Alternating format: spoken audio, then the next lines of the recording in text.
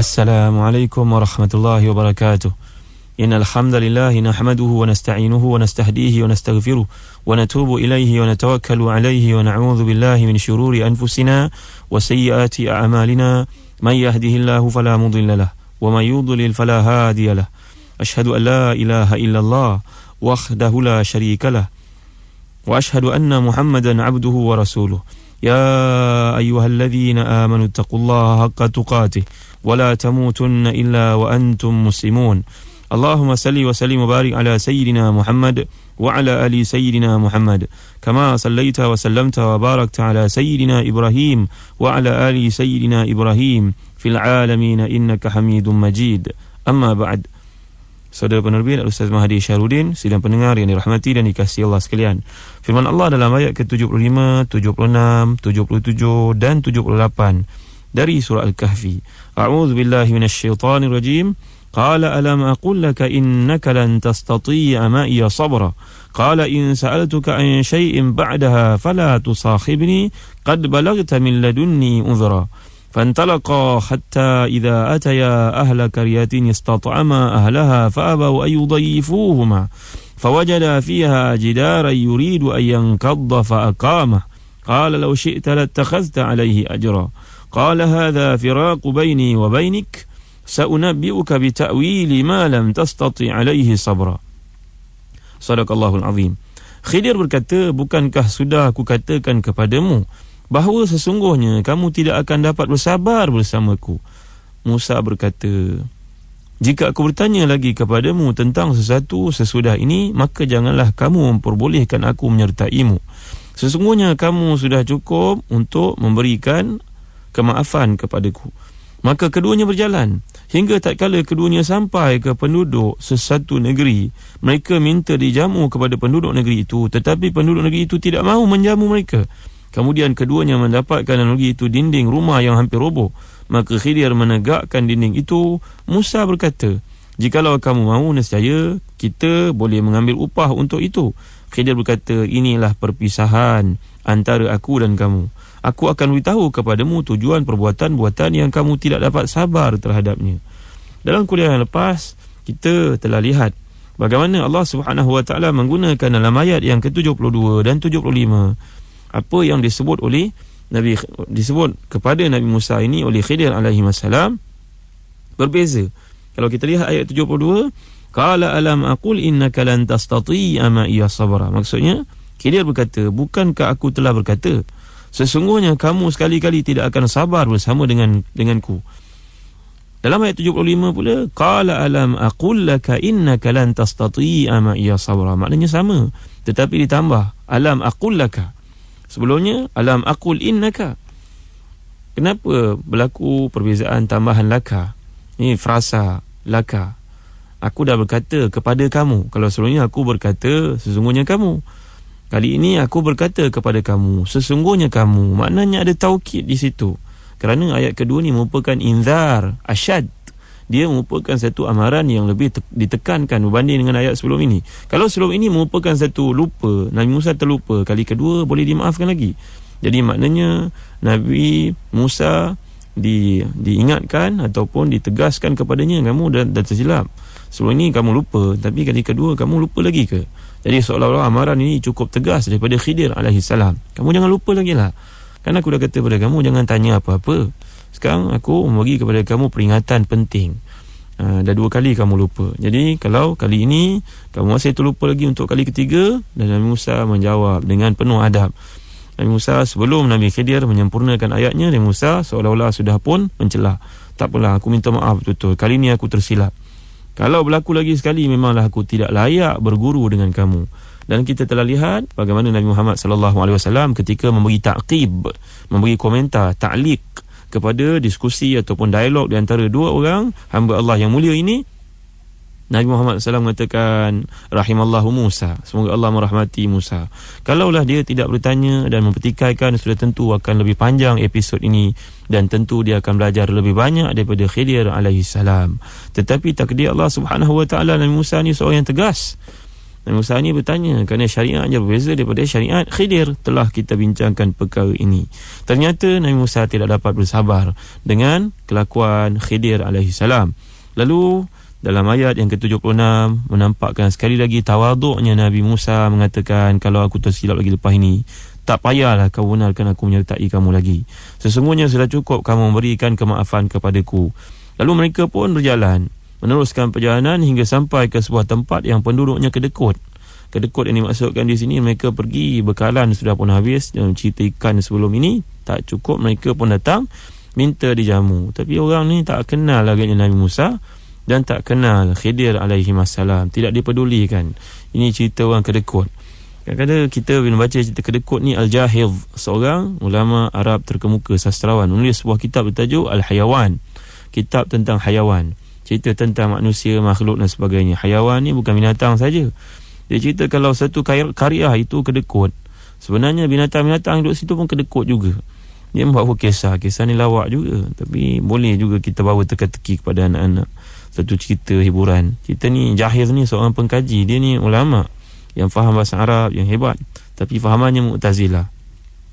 Dia berkata, aku melihat satu tempat yang penduduknya kedekut, sampai ayam jantannya pun bila jumpa dengan satu bijirin, apa nama, seeds dalam tanah ini, dia nak bagi pada ayam betina pun tidak, seperti ayam jantan tempat lain. Wallahu a'lam. Ini cerita orang kedekut, sidang pendengar sekalian. Bila orang kedekut ini diminta bantuan, tidak diberi kepada mereka. Nabi Musa dan Khidir alaihi wassalam penat berjalan jauh, perlukan air untuk menghilangkan dahaga, perlukan makanan, minta untuk mendapat bantuan, tidak dipedulikan oleh mereka. Bayangkan, Nabi Musa diutuskan kepada Bani Israel saja, bukan kepada umat yang hidup pada waktu itu. Ini beza antara Nabi-Nabi dengan Nabi Muhammad sallallahu alaihi wasallam. Nabi Muhammad ni diutuskan kafatan linnas, kepada semua manusia, tidak dibataskan kepada orang Arab semata-mata, bahkan kepada semua manusia daripada zaman baginda sampai ke hari akhirat. Jadi dalam kes ini, tiba-tiba Khidir membuat satu lagi perkara yang ajaib. Minta bantuan tidak dihiraukan, tiba-tiba dia datang, dia sukarela pula, macam NGO pula, pergi buat kerja yang tidak disuruh, iaitu dia melihat satu dinding yang hampir roboh, dia tolong tegakkan, bina balik semula. Kita tak boleh nak bayangkan, kerana Syed Qutb kata tidak boleh digambarkan pakai simen ke pakai apa ke. Yang penting dinding ini nak roboh, Khidir membetulkannya. Nabi Musa pun terpaksa tolong. Ialah ada berjemaah bersama-sama dalam perjalanan. Maka Nabi Musa pun dalam membantu itu tertanya-tanya lah, menggeromol, apa istilahnya, macam mengomel ataupun bertanya, so tak setuju. Kenapa perlu kita buat kerja ni? Kalau kita buat kerja ni, elok kita minta upah. Mereka ni kedekut, tak nak beri bantuan kepada kita. Makanan, minuman tidak diberikan, tempat tinggal pun tidak diberikan. Kita datang perjalanan jauh, mereka tidak kenal Nabi pada waktu itu. Tempat ni barangkali jauh daripada dan terasing dari tempat mereka diutuskan. Nabi Musa diutuskan kepada Bani Israel, sebelum itu ditinggalkan untuk sementara waktu.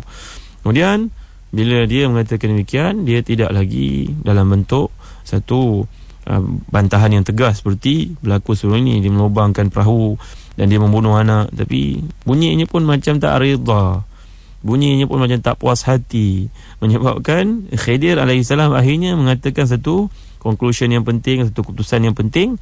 Qala hadha firaqu baini wa bainik. Cukuplah Musa, kamu dah janji sekarang 3 kali kamu masih lagi mempersoalkan tindakan aku. Cukuplah, di sini sajalah kita bersahabat. Cukuplah di sini saja kamu datang menuntut ilmu dengan aku, kerana dan sebelum kita berpisah, aku akan memaklumkan kepada kamu apakah rasionalnya, apakah hikmahnya di sebalik tindakan-tindakan yang aku lakukan yang kamu tidak sabar menghadapinya. Jadi sidang pendengar rahmati dan dikasihi Allah sekalian, di sini kita lihat Allah Subhanahu wa taala menjelaskan dalam ayat 79 hingga 82. A'udzubillahi minasyaitonirrajim. أما السفينة فكانت لمساكين يعملون في البحر فأردت أن أعيبها وكان وراءهم ملك يأخذ كل سفينة غصبا وأما الغلام فكان أبواه مؤمنين فخشينا أن يرهقهما طغيانا وكفرا فأردنا أن يبدلهما ربهما خيرا منه زكاة وأقرب رحما وأما الجدار فكان لغلامين يتيمين في المدينة وكان تحته كنز لهما وكان أبوهما صالحا fa arada rabbuka ay yablugha ashuddahuma wa yastakhrija kanzahuma rahmatan min rabbik wa ma fa'altuhu an amri dzalika ta'wilu ma lam tasti' alaihi sabra. Sadaqallahul azim. Adapun bot ataupun tongkang itu, sidang pendengar sekarang boleh rujuk pada kamus ya, mana yang lebih tepat. Dia bukannya kapal yang besar dan bukannya perahu yang kecil. Dia di antara keduanya. Adalah kepunyaan orang-orang miskin yang bekerja di laut. Aku melakukan perbuatan mengaibkan, mana aibaha, aku merosakkan bot itu ataupun tongkang itu, kerana di hadapan mereka ada seorang raja yang akan merampas tiap-tiap bot ataupun tongkang yang elok. Adapun anak yang kau lihat aku membunuhnya itu adalah milik dua orang ayah yang beriman. Lalu kami khawatir kalaulah dia hidup akan mendorong kedua bapa itu dalam kesesatan dan kekafiran Allah. Dan kami mengkehendaki supaya Allah menggantikan bagi mereka dengan anak lain yang lebih baik kesuciannya dari anak itu dan lebih sayang, kasih kepada dua ibu bapanya. Adapun dinding rumah itu adalah kepunyaan dua orang anak yatim di kota itu, dan di bawahnya ada harta benda simpanan bagi mereka berdua. Ayahnya adalah seorang yang saleh. Maka Tuhanmu kehendaki agar supaya mereka sampai kepada dewasa dan dapat mengeluarkan simpanan itu sebagai satu rahmat dari Tuhanmu. Dan bukanlah aku melakukannya itu mengikut kemahuanku. Demikian itu adalah tujuan perbuatan-perbuatan yang kamu tidak mampu menghadapinya. Sekarang tibalah waktu penjelasan terhadap perbuatan-perbuatan yang ganjil dilakukan oleh Abdun Salih. Sahabat yang salih ini, hamba yang salih ini, telah kita lihat siapakah sebenarnya Abdun Salih Khidir AS sebelum ini. Bagai-bagai pandangan para ulama terhadapnya. Di kalangan mereka termasuk Al-Imam An-Nawawi menjelaskan dalam kitabnya bahawa pandangan beliau secara peribadi, Khidir ini masih hidup sampai ke hari ini. Tapi pandangan ini merupakan pandangan yang kebanyakan ulama, jumhur ulama menolaknya. Kerana Allah Subhanahu wa taala menyatakan dalam Al-Quran, innaka mayitun wa innahum mayitun wa ma ja'alna li basharin min qablikal khuld. Kami tidak pernah jadikan seorang pun daripada manusia yang kekal hidupnya. Dan ayat ini adalah umum untuk semua. Allah Subhanahu wa taala firman dalam surah Al-Anbiya ayat ke-34. Ayat ke-21, wa ma ja'alna li basharin min qablikal khuld. Kami tidak pernah jadikan manusia seorang pun sebelum kamu yang kekal hidupnya. Yang kekal, yang panjang hidupnya hanyalah jin sahaja. Jadi sidang pendengar yang dirahmati dan dikasihi Allah sekalian, dan kita pernah membincangkan hadis yang mana sahabat yang mulia Umar Khattab radhiyallahu an, seorang cendekiawan yang bijak, seorang sarjana yang bijak, suka membaca. Kelihatan dia sedang membaca lembaran-lembaran dari kitab Taurat. Bila Nabi SAW melihat perkara itu, apa kata Nabi dalam hadis sahih riwayat Bukhari dan Muslim? Lau kana Musa hayyan ma wasi'ahu illa tiba'i. Kalaulah Musa, saudaraku, masih hidup, tentulah dia akan membuang kitab Taurat tu dan ikut aku. Artinya tidak ada masa lagi untuk kita meroka kitab Taurat dan Injil, melainkan kalau kita bertanggungjawab untuk memperbetulkan apa yang didakwa oleh golongan Kristian, golongan Nasrani dan juga Yahudi tentang penyelewengan yang ada dalam Al-Quran Al-Karim. Banyak berlaku. Tapi ini khusus untuk mereka yang berkeupayaan di kalangan ulama, orang yang telah mengkaji Al-Quran dan orang yang berkesempatan. Adapun orang awam tidak digalakkan untuk membacanya, kerana Al-Quran itu yang sewajarnya anda baca. Jadi sidang pendengar yang dirahmati dan dikasihi Allah sekalian, berkata Ibn Taymiyah dalam penjelasannya terhadap isu Khidir AS ini pandangan ini menarik untuk kita lihat sama-sama dalam kitab fatwanya. Beliau berkata bahawa fi tara'i al-jin lil-ins fi ba'dil bilad ma mithaluhu wa fihi kathirun al-jin wa hum rijalul ghaib alladhina yurawna ahyanan fi hadhihi al-biqa'. Qala ta'ala wa annahu kana rijalun min al-insi ya'udhuna bi rijalin min al-jinni fazaduhum rahqa. Ibn Taymiyah menjelaskan bila orang berkata, melihat orang-orang yang pelik, kita sedang semayang subuh, kita duduk iktikaf lepas subuh sampai matahari terbit, orang semua dah balik. Ini satu soalan ditanya kepada seorang alim. Tiba-tiba bila saya terdengar suara orang lutut, orang yang bangkit, dengar bunyi getarannya di belakang saya pun tersentak. Masjid itu saya kenal penghuni-penghuninya. Saya bertolak ke belakang, saya ternampak orang yang pelik, pakaiannya bersih, putih, tak ada pun kelihatan kusut nasai. Dan orang ini saya tak pernah tengok di tempat itu. Soalan ini biasa ditanya orang. Ini boleh berlaku, kata Taqiyuddin Ibn Taymiyah, seorang ulama yang hebat dalam fatwanya. Ini boleh berlaku. Ini jin-jin Islam pun sembahyang macam anda sembahyang juga. Jadi tidak perlu kita anggapan ni Khidir. Sedangkan Khidir ini kalau masih hidup lagi sekalipun, dia bertanggungjawab untuk membantu bersama-sama amar makruf nahi munkar. Apa buat duduk dalam hutan seorang-seorang dia. Sidang pendengar sekalian, ini pun kita perlu fahami menerusi firman Allah Subhanahu wa taala dalam ayat ke-81 surah Ali Imran. A'udzubillahi minasyaitonirrajim. Wa idz akhadha Allahu mitsaqan nabiyyin lama ataitukum min kitabin wa hikmah thumma ja'akum rasulun musaddiqun lima ma'akum la tu'minunna bihi wa la tansurunna qala aqrartum wa akhadhtum ala dhalikum isri qalu aqrarna qala fashhadu wa ana ma'akum minasyahidin. Dan ingatlah, kami telah membuat perjanjian dengan para nabi ketika aku mengutuskan kamu semua dengan kitab dan juga hikmah untuk disampaikan kepada umatmu. Kalaulah pada waktu kamu sedang berdakwah itu aku utuskan Muhammad sallallahu alaihi wasallam, maka adalah menjadi kewajipan kamu untuk beriman dengannya dan menolongnya. Dia akan jadi pemimpin kamu. Lalu aku firmankan kepada semua nabi-nabi waktu dibangkitkan, semuanya setuju dengan perjanjian itu. Qalu aqrarna, kami berikrar dengannya. Qala fashhadu wa ana ma'akum minasyahidin. Sekarang ambil perkara ni serius dan dia merupakan perjanjian antara kita, firman Allah Subhanahu wa taala. Ketika Mujahid, Qatadah dari Ibn Abbas menjelaskan ayat ini, menerusi tafsir Ibn Kathir, semua nabi-nabi daripada Nabi Adam lagi sampai nabi yang terakhir sebelum Nabi Muhammad, Nabi Isa, diperintahkan oleh Allah dengan perjanjian ini. Maknanya nabi, siapa saja yang diutuskan Allah dengan ilmu-ilmu yang tertentu, mereka bertanggungjawab untuk beriman dengan Nabi. Adapun cerita bahawa Khidir ni menziarahi Nabi, kaum keluarganya sakit, cerita ni semua tidak diterima oleh ulama hadis.